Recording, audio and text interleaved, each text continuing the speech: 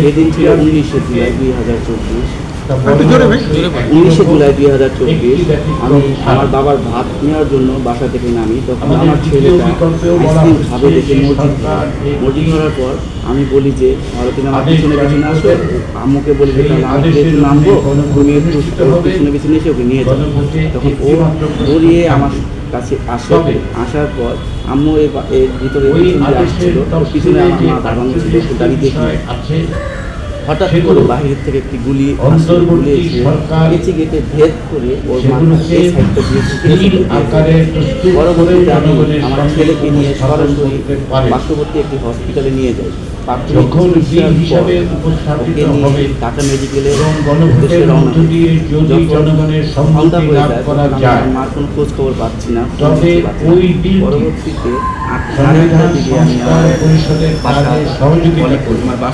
পাশের ফ্ল্যাটে কথা বলি আমার মাকে পাচ্ছি না, আপনার ফোনটা দেন, কথা বলি তাদেরকে দেওয়া হবে। এটি আপনার মা তাদের সহযোগিতা করে, অর্থাৎ মার পেটে লাগে তৈরি হবে।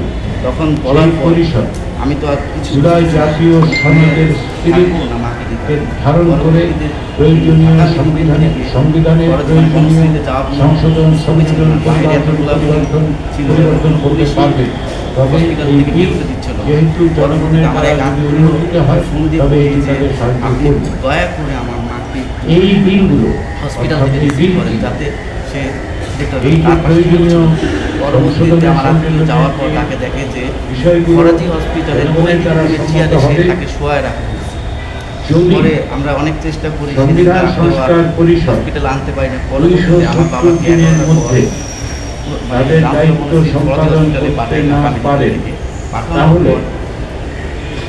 আমার বাবাকে বলেছে যেভাবে তুমি নিয়ে আসো, তারা ভাবতে পারে নাই আজকে রাতটা কাটাই সকালে আমরা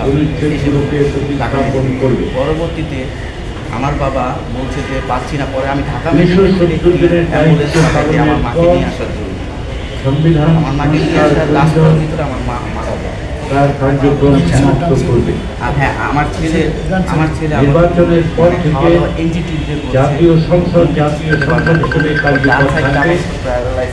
যদিও জাতীয় সংসদের সদস্যরা সংবিধান সংস্কার পরিষদের সদস্য হচ্ছে, বাংলাদেশে খুব কমই আছে, যেহেতু তথাপি আমরা প্রস্তাব করেছি সিঙ্গাপুরে হচ্ছে জাতীয় সংসদের সদস্যরা কিন্তু এটা অনেক সময় লাগে একাধিক ক্রমে জাতীয় সংসদের সদস্য হিসেবে এবং সংবিধান সংস্কার পরিষদের সদস্য হিসেবে আলাদাভাবে শপথ গ্রহণ করবে।